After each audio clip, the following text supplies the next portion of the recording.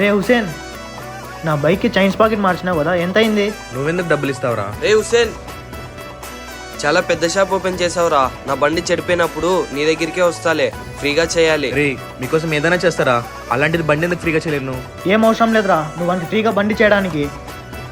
మర్చిపోయినావా ఆ రోజు నీ షాప్ ఓపెన్ చేయడం కోసం డబ్బులు అడిగకపోయింటే ఏమన్నాడో? రే నేను కొత్తగా షాప్ ఓపెన్ చేయాలనుకుంటున్నా, మీ నాన్న అడిగి ₹1,00,000 ఇప్పిరా. నీకు ₹1,00,000 ఎనమకంతో ఇవ్వాలరా. నువ్వు షాప్ ఓపెన్ చేసిన తర్వాత అది జరగకపోతే మళ్ళీ ఆ డబ్బులు ఎలా తిరిగి ఇవ్వగలవు? అందుకే నేను ఇప్పియాను.